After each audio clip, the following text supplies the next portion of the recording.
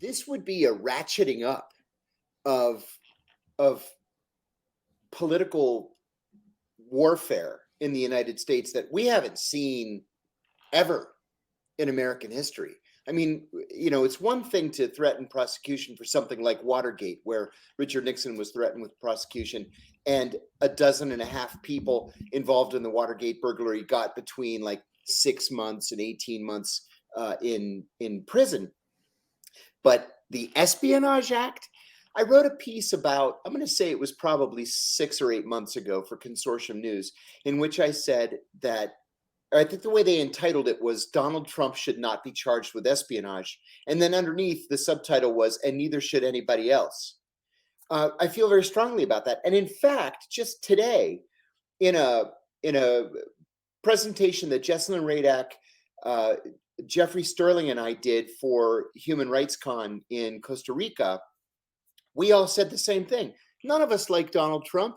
I think Donald Trump was a disaster as president, one of the worst presidents in American history. But my God, the Espionage Act is worse for the country than anything Donald Trump ever did. Kevin, you and I have talked about this 1,000 times over the years. The Espionage Act was written in 1917 to combat German saboteurs during the First World War. It was never meaningfully updated. Technically, it was updated in the early 90s, but they were just, like I say, technical tweaks to it. It's increasingly used to target whistleblowers and journalists like Julian Assange and people who are not in government, but who publish or discuss what the government calls national defense information. And that's another problem with the Espionage Act. This thing is so antiquated that it doesn't even mention the words classified information. It talks about national defense information because the classification system wasn't even invented until the 1950s. And then, to make it even worse, it doesn't even explain what national defense information is.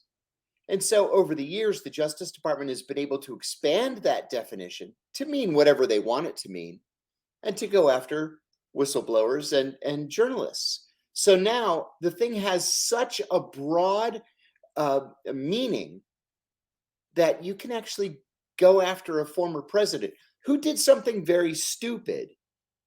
But there's something to say about prosecutorial discretion too. And I would say, for the good of the country, do not prosecute Donald Trump. Instead, direct that energy toward rewriting the Espionage Act. And perhaps this might help bring it to a head. Yeah, and to deal with overclassification and maybe, terrible problem. To the extent that there might be some gaps in security for these documents as they leave with former administration officials, you could deal with that if it was necessary. But okay, so for the purposes of our conversation, because I think it's important now, and I'm talking to you now, and tomorrow, if this is the news, no matter what we say here is still going to be relevant, and we would probably have a similar exchange. So I'll go ahead and just make sure everybody knows that I didn't get to talk to you about this yet. In the past week, we had the news stories that said that supposedly there was an audio recording and it captured Donald Trump talking about a document that said these are plans for an attack on Iran, something like that. That he was sharing them with some people. So that apparently got the attention of prosecutors, because clearly that would expose you because you're now sharing the document with people. I think an open question about all the documents in his possession continuously had been, well, weren't they just in boxes and he didn't do anything with them? Right. Or did he actually share the contents with anybody? Because then that would be troubling. But I'm more interested in the political crisis that will be sparked by indicting Donald Trump under the Espionage Act. And I have to put this to you. I put this to some people who might have heard me say this last week when I was streaming on this channel. But, in considering whether Donald Trump would be indicted under the Espionage Act, I said, I don't think that they would. Why? Because I think that the Justice Department knows, and the people who are involved would know that they are inviting a kind of crisis that would be really hard for them to control. Mhm. Uh, Simply put, because Donald Trump is the leading Republican challenger, it doesn't mean that he should be allowed to commit whatever crimes. It doesn't mean that he shouldn't be held accountable. But when you have all this polling suggesting that Joe Biden is a weak candidate as a Democrat going into the 2024 election, and then the Justice Department goes and indicts him under the Espionage Act and hasn't done so when they could have done it like months ago before it was this close to the primary season. I mean, we're not actually we're almost to the point where we would have debates, and it would be there would be a calendar that would begin to unfold because people start voting in the United States in January. Yes. So I'm making a long-winded point here, but to me, I believe, and also this is my preference as a voter, but also I believe that if the Justice Department is going to indict Donald Trump under the Espionage Act because they believe that they have to have accountability, which is a sudden development in this country, Right. given what I went through and you went through with the Bush administration and everything. But if that's their position, then I actually firmly believe that Joe Biden has to come out and say he's not running for reelection and then throw it to Attorney General Merrick Garland and let them do whatever with Donald Trump. Oh, I think that's a very good point and a very important point too, because otherwise this looks like political score settling.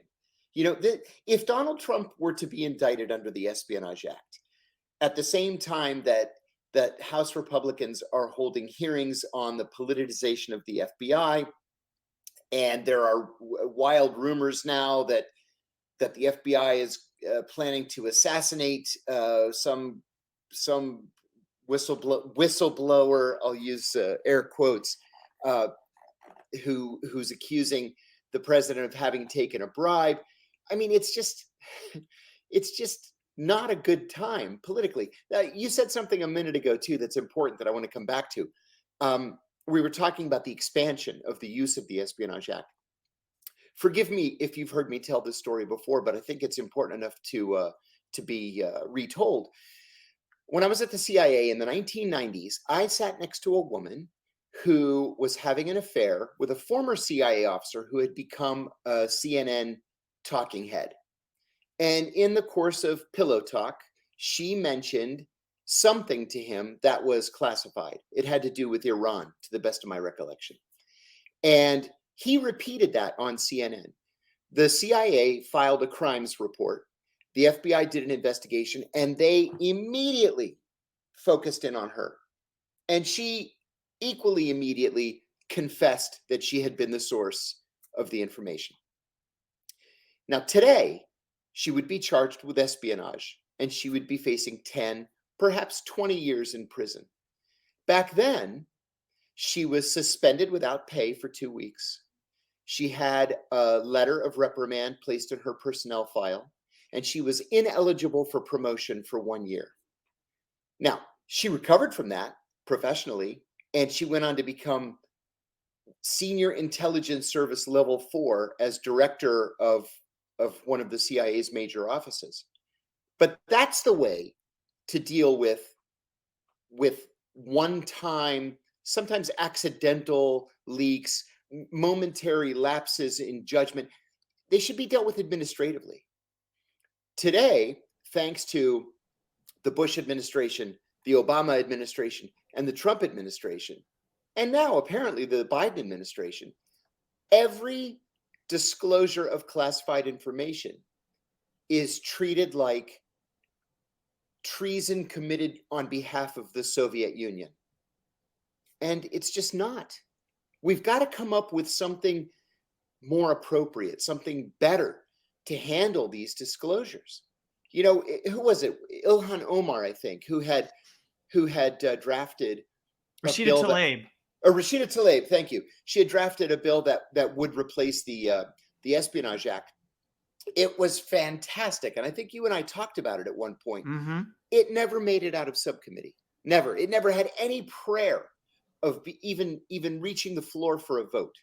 Well, Yeah. now that the Republicans are in charge in the House, maybe this will make them angry enough that they come to the realization that the Espionage Act is the problem. It's not the solution to the problem, and it needs to be rewritten.